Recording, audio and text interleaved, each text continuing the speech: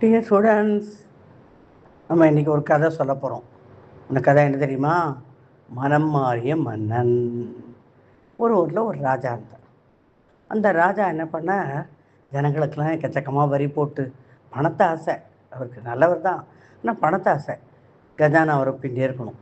ஆனால் ஜனங்களுக்கெல்லாம் நிறைய வரி போட்டு அவங்களெல்லாம் கஷ்டப்படுத்தி எல்லாத்தையும் உடனே வசூலிக்கணும். வரி பண்ணி எல்லாம் நல்லது ஒன்றுமே செய்ய மாட்டார். ஜனங்கள் குறையும் கேட்க மாட்டார். கொடுங்கோல் ஆட்சின்னு வச்சுக்கோங்களேன், அந்த மாதிரி பண்ணிகிட்டு இருந்தார்.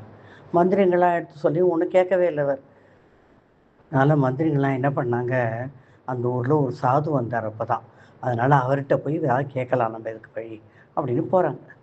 போய் அந்த சாதுகிட்ட போய் கேட்குறாங்க, இந்த மாதிரி விஷயம் என் மன்னனை எப்படி திருத்ததுன்னு தெரியலட்டும். அவர் சொல்கிற ஒரு ஐடியா சொல்கிறேன்னா, அந்த மாதிரி கேளுங்கோ, உங்கள் மன்னர் தெரிஞ்சிருவார், கவலைப்படாதீங்க அப்படின்ட்டு ஒரு காதுக்குள்ளே ஒரு ரகசியமாக ஒரு பிளான் சொல்கிறார். இவங்களாம் சந்தோஷமாக வந்துடுறாங்க.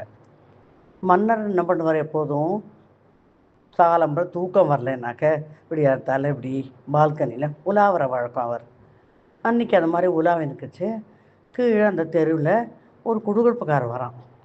குடுகுடுப்புக்காரன்னா காலம்பரம் எதை சொன்னாலும் பலிக்கும். நீங்கள் கேட்டுருப்ப, விடியாத்தால சொன்னான்னா பலிக்கும். அதே மாதிரி இந்த குடுகுடுப்புக்காரன் என்ன சொல்லிட்டு போகிறான்னாக்க, நல்ல காலம் பிறக்குது, நல்ல காலம் பிறக்குது, ஜக்கம்மா சொல்கிறா, இந்த நாட்டு மக்களுக்கு நல்ல காலம் பிறக்க போகுது, இந்த நாட்டு மன்னன் ஒரு வாரத்தில் இறந்து போகிறான், நல்ல செய்தி வரப்போகுது, மக்கள் சந்தோஷப்பட போகிறாங்க, ஜக்கம்மா சொல்கிறா அப்படின்னு சொல்லிட்டே போவான். இதை கேட்டோன்னே ராஜாவுக்கு நடுங்கி போயிட்டான். ரொம்ப பக்கு பக்குன்னு இருந்தது. ஆஹா, நான் ஒரு வாரம் தான் இருக்க போகிறேன் நானுமே. அச்சோ, இது வரைக்கும் நான் யாருக்கும் ஒரு நல்லதும் பண்ணலையே, ஜனங்கள்லாம் கஷ்டப்படுத்திருக்கேனேண்ணா, இப்போ என்ன பண்ணுவேண்ணா? இந்த பாவத்துக்கு நான் நரகத்துக்கு தானே போவேன். நரகத்தில் ரொம்ப கஷ்டப்படுத்துவாங்களாமே, பகவானே நான் இப்போ என்ன பண்ணுறது அப்படின்னு போய் அழுவான். அப்புறம் தான் தோணும், இனிமேல் என்ன பண்ணுறது, ஒன்றும் பண்ண முடியாது. அட்லீஸ்ட்டு இப்போ இந்த ஒரு வாரமாவது நம்ம ஜனங்கள்லாம் சந்தோஷமாக வச்சு நல்ல விஷயம்லாம் பண்ணுவோம் அப்படின்னு மனசில் தோன்றது அவனுக்கு. சரி, மந்திரிலாம் கூப்பிடுறான்.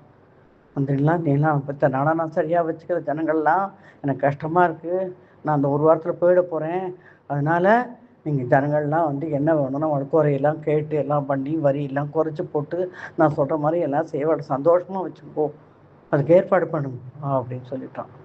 சொல்லிவிட்டு சாமிகிட்ட உட்காந்து, நான் சொல்லிட்டேன், இருந்தாலும் நான் எனக்கு பண்ண பாவத்துக்கு பிராய்ச்சித்தமாக உங்கள்கிட்டயே தான் அந்த ஒரு வாரம் உட்காந்து மனமொழி பிரார்த்தனை பண்ண போகிறேன் அப்படின்னு சொல்லிட்டு பண்ணிகிட்டே இருக்கான். அந்த 7ஆவது நாள் வந்தது.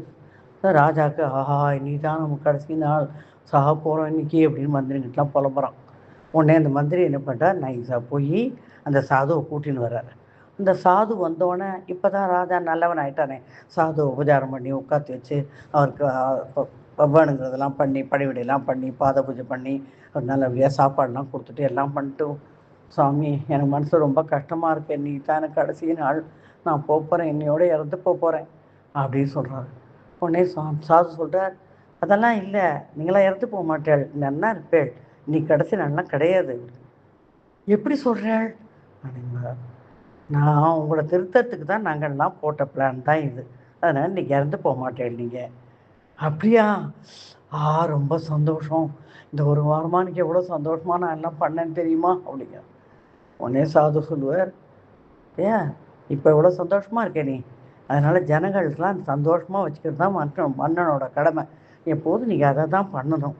எத்தா ராஜா தத்தா பிரஜா இல்லையா, மன்னன் வழி மக்கள் வழி, அதனால் எப்போதும் மக்களை சந்தோஷமாக வச்சுக்கோ, உன் கடமையை செஞ்சோம், இப்படியே இப்போது இருந்தால் உங்களுக்கும் சந்தோஷம் இருக்கும், எப்போதுமே இப்படியே இருங்கோ அப்படின்னு ஆசீர்வாதம் மாட்டார். என்ன ஆசீர்வாதம் பண்ணுங்க சுவாமி, நான் எப்போதும் இப்படியே இருக்கணும், மாறக்கூடாது அப்படின்னு ஆசீர்வாதம் பண்ணும் அப்படின்னு காலில் வந்து மன்னிப்பு கேட்கணும். அதோட கதை முடிஞ்சு போச்சு. கதை ராஜா எல்லாரும் சந்தோஷமாக எல்லாரும் என்ஜாய் பண்ணுறான். எப்படி இருந்தது கதை?